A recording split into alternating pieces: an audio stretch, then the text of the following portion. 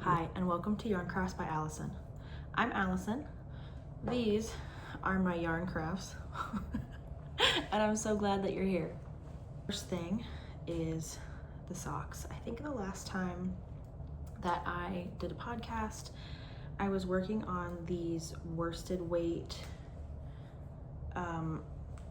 vanilla socks, and I wasn't really working off of a pattern. I just kind of winged a short row heel, and these turned out pretty well. They're pretty thick, so they're quite warm. I haven't gotten much use out of them yet, but I know I will.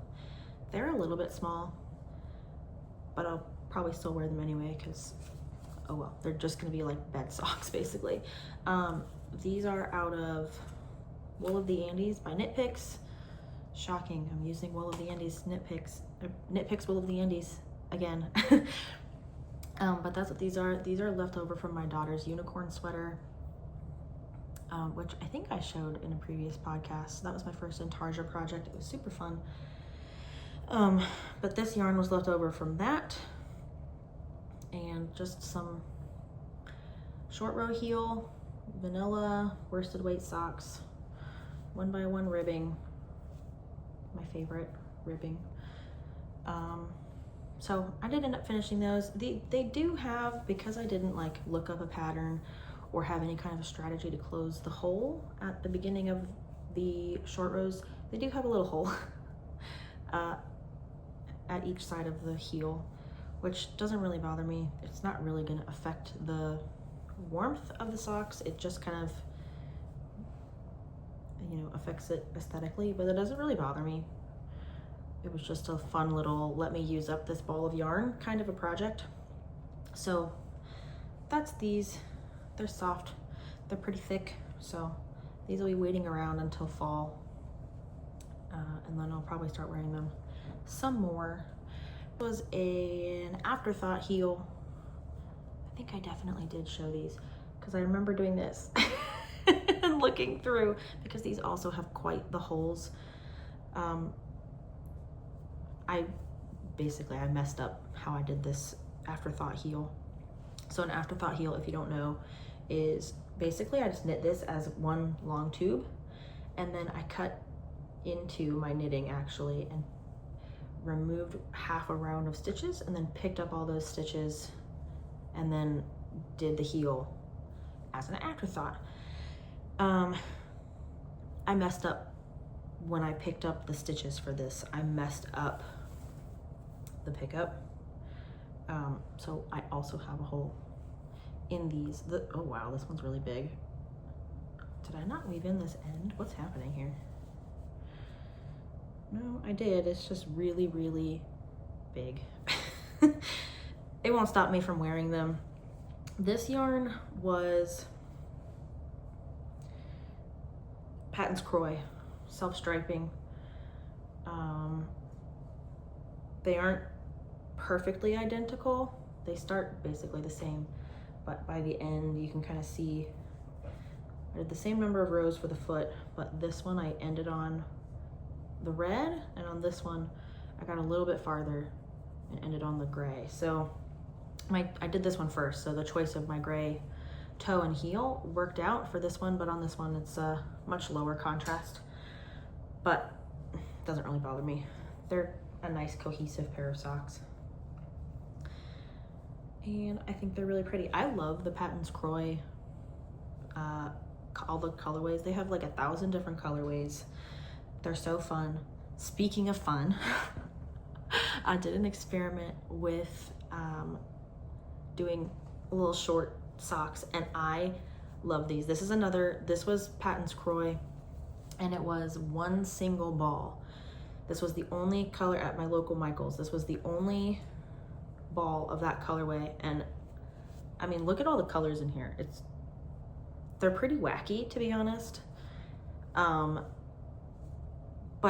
I have worn these several times at this point. And so what I did with these was, instead of doing ribbing, I knit, I want to say 12 rounds let me see. I think I knit 12 rounds. 1, 2, 3, 4, 5, 6, 7, 8, 9, 10, 11, 12. I did 12 rounds, and then I knit back into my cast on and folded it over the way you would do a folded neckline to do my ankle. And then I think I did 1 round, 2 rounds, 1 round I think, and then went right into my Fish Lips Kiss heel, which is my favorite way to do a heel now. I love it so much. I've done it 4 times, 3 times. I feel like I'm missing a pair of socks. This is another one. This is I guess this was the second time I did this heel. I'm working on a 3rd pair. You might recognize this yarn if you've watched my older podcasts. I'll talk about it. Yeah, I just went straight into my heel and then just did a foot. And this was 1 50-gram skein of yarn, fingering weight. So if you, like me, have a single skein of, or a single 50-gram ball of fingering weight yarn and don't know what to do with it because it's often not enough to do a whole project, you can get 1 pair of shorties out of it. As long as you don't have huge feet. If these were for a man, they would not have fit, or just a person with a larger foot in general. I wear a size 8 women's shoe, and I think I had like 3 grams of yarn left over. I barely got 1 pair of socks out of it, but I did. And they're so, I mean, the colors are ridiculous, like I recognize that, but they're so much fun. I love this light blue and white stripe in particular. It makes me think of like sunny but cloudy. Wow, I'm really shaking the table today, sorry. It makes me think of like a sunny but cloudy day, if that makes sense, like the sky. And it is it's like so out of place with the rest of these colors, but it's my favorite part of this colorway. It ended up like right at the ankle line on this one, which I just think looks so cool. But these are great, and I love that I really wasn't sure when I started if I would get a full pair of socks out of it. And I did, and I'm so thrilled with it. So that's my 3rd pair of socks I have to show you. Sock number 4 is this one. This was my first, I think maybe I have talked about these. I don't remember, it doesn't matter. Who cares? You can see the same pair of socks twice. So this is yarn that I got last year at the Kentucky Sheep and Wool Festival. I always forget if it's sheep and wool or sheep and fiber.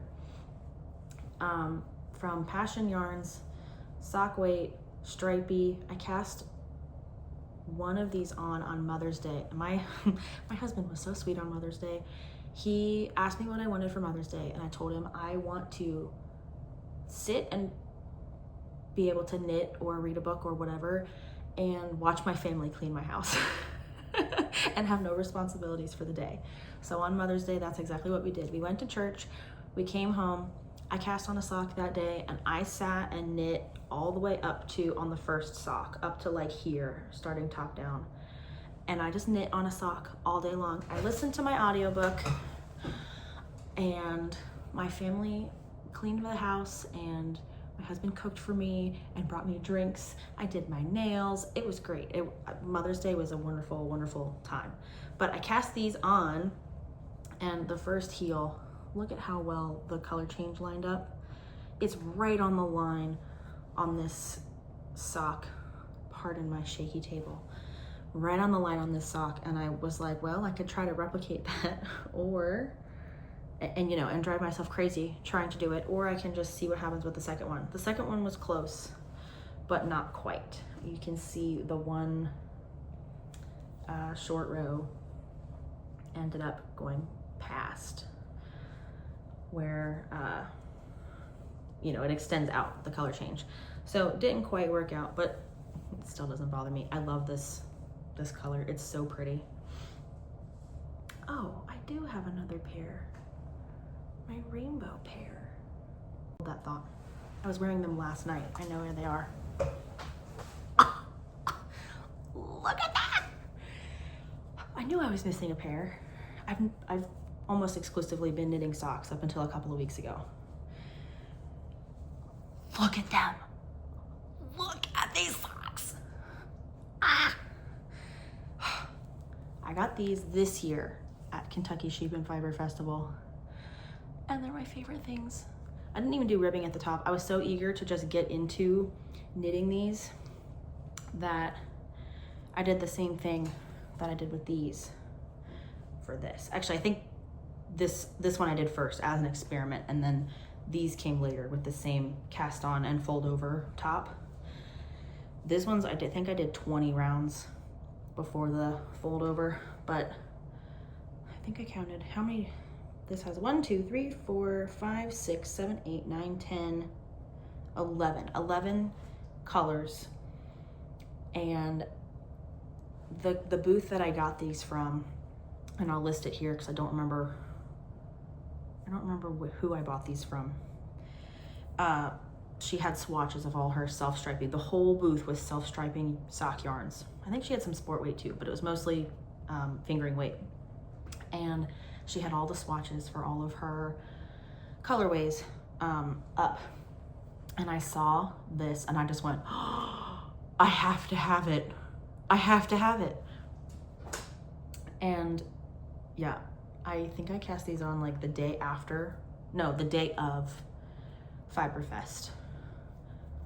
Yeah, because we came home, we did a day trip this time because it's only an hour-and-a-half drive.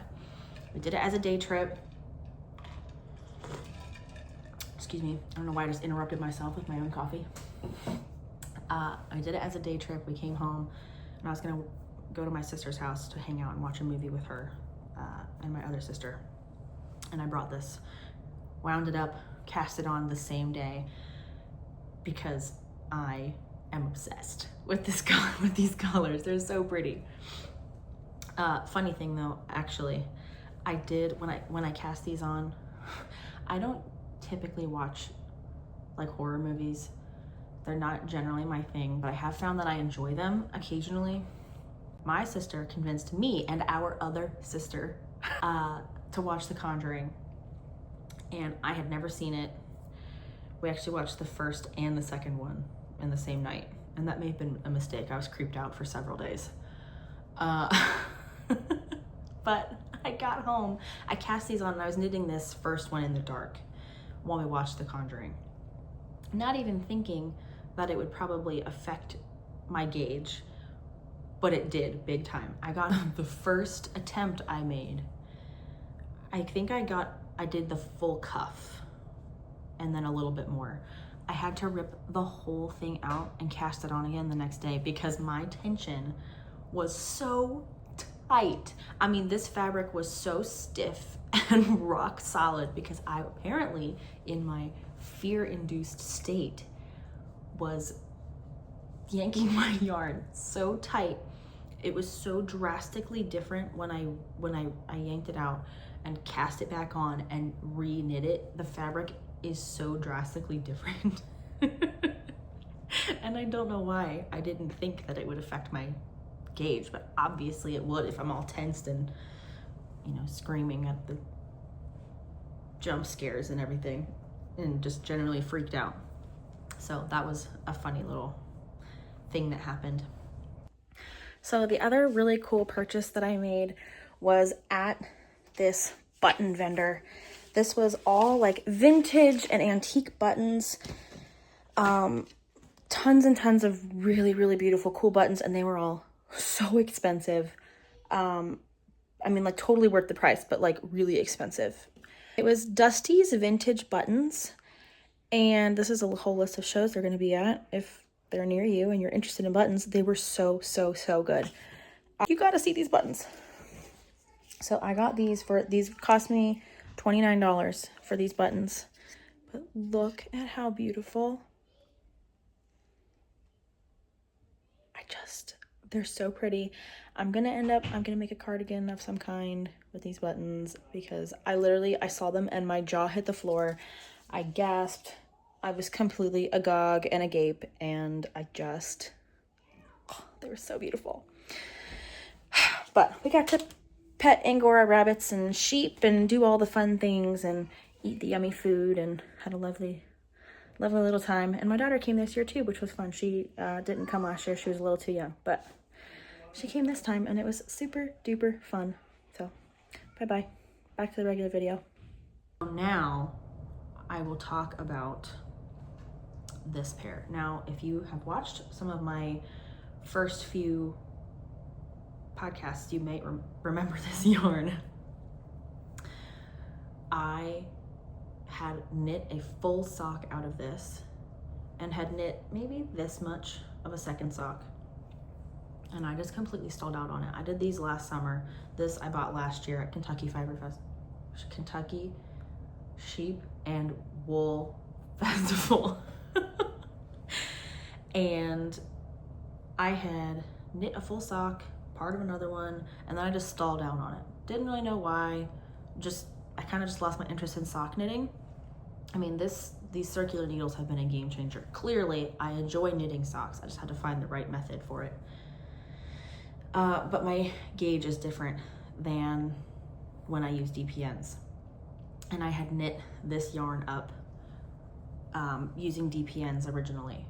Tried to get back into it. When I was getting into knitting all of these socks, I tried so hard to pick this up on the DPNs and finish this sock so that I could use, finish this beautiful yarn and wear it, because I love the colors. Like, there's nothing wrong with the yarn, but it's such a difference knitting a sock with this, especially now that back then I was doing a heel flap and gusset. I'll probably do another heel flap and gusset one day, but right now I'm loving the Fish Lips Kiss, and it's just easier than doing a heel flap and gusset. And honestly, I think it fits better too, at least for my foot and for what I want in a sock. This is what I like. This is what I want to do, is the Fish Lips Kiss. And I have the whole thing memorized now, so I can just keep going. I don't have to pull out a pattern because I've done it 4 times now. This is the 4th pair of socks. So I've done enough times that I've got it memorized and I really enjoy it. So I knew that I was never going to finish these socks if I left it on the DPNs and just hoped that one day I'd get my mojo back for it and I would pick it up and finish the sock. So I frogged it. I don't think I had gotten to the heel, but I had done the leg, or most of the leg, on the second sock. I frogged the whole second sock, and I frogged the whole fully finished sock. Frogged it all.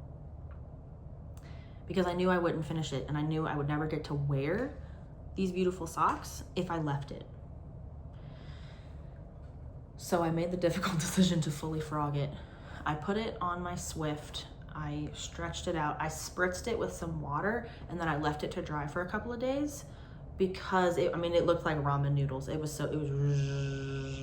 because it's been knit up for a year.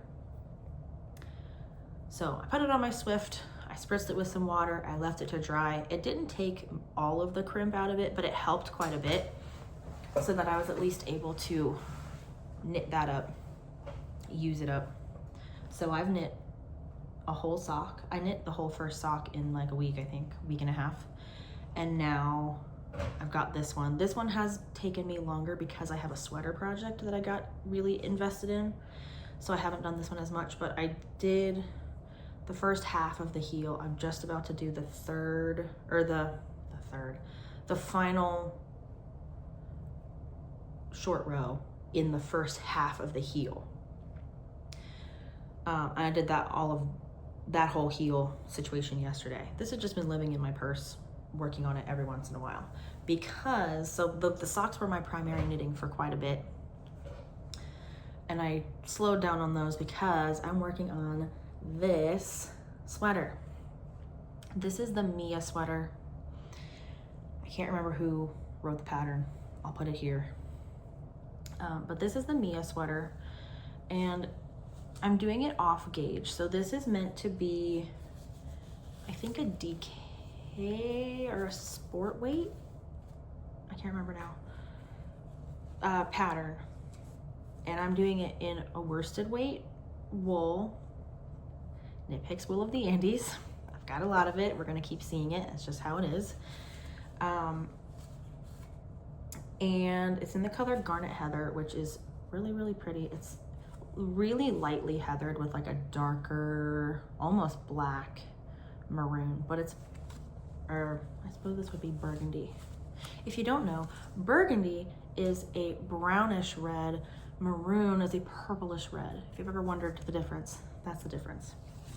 So this is a burgundy red, Garnet Heather, and this pattern is really, really pretty because it does this thing. It's got these really wide raglan sections and the sleeves, and they're all 3x1 broken rib. So the whole sleeve is in this rib.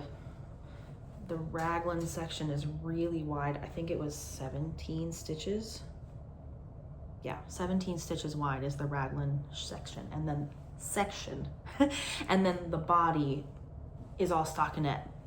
And then it has this beautiful twisted ribbing neckline, and it gives you the option to start by doing the neckline.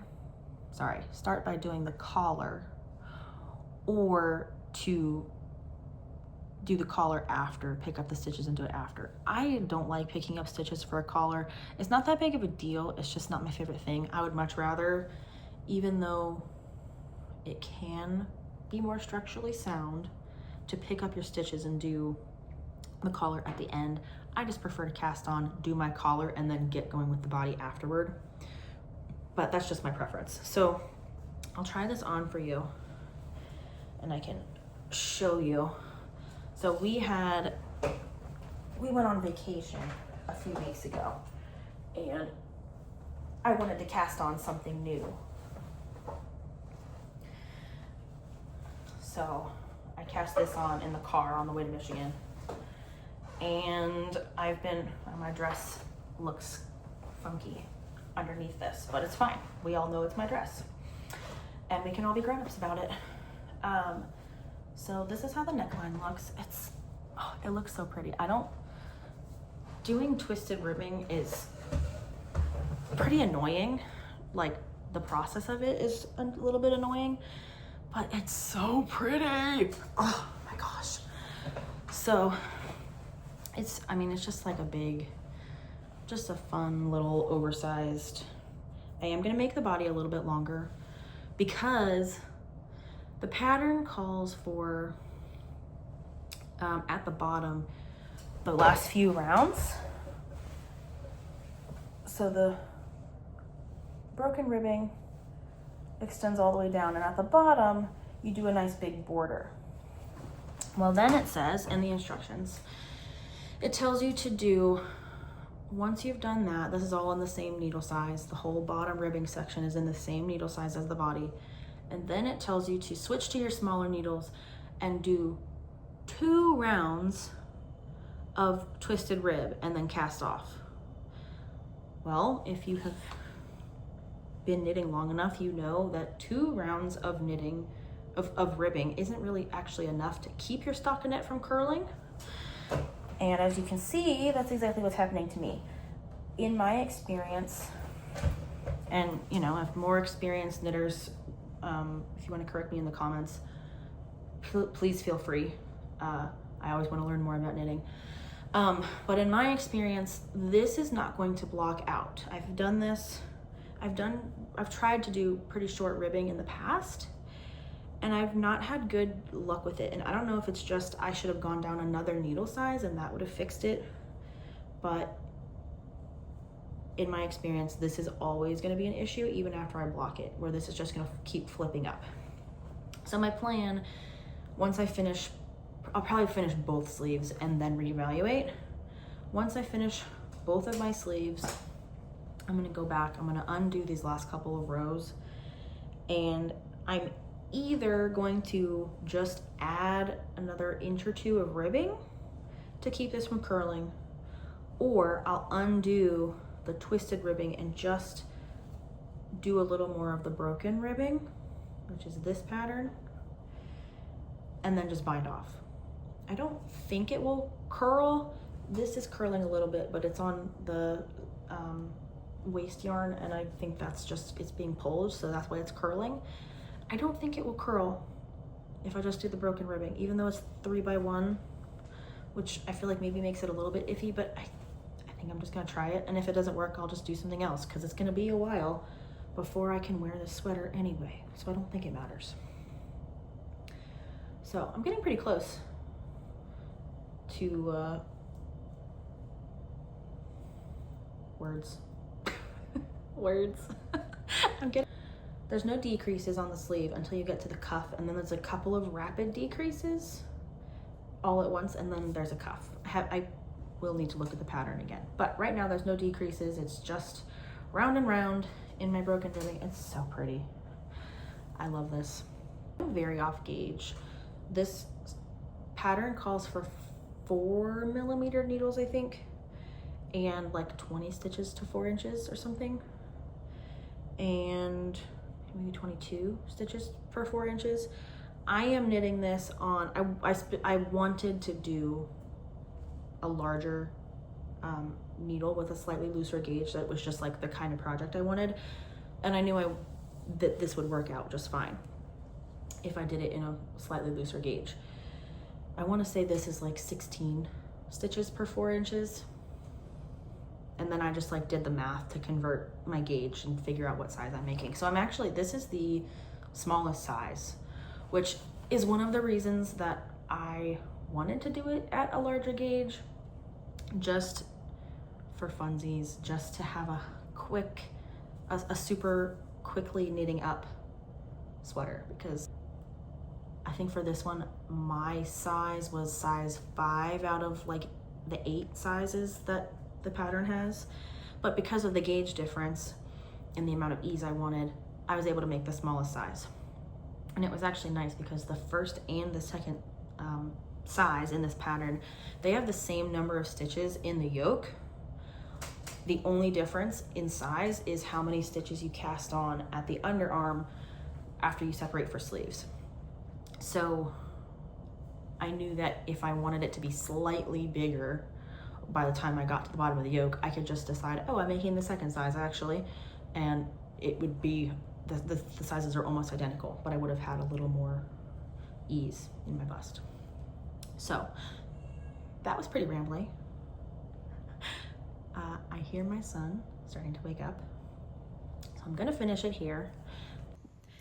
Editing Allison here again to add that the other reason my sock knitting stalled out a little bit is because I was also working on this crocheted balaclava for a friend of mine. He commissioned me to make this balaclava. I've never done a commissioned work before, so that was really fun. I got the yarn from my local yarn store, Fiber Optic Yarns, and she specializes in hand-dyed gradients, which are really beautiful. This was all solids, and it was American flag pattern.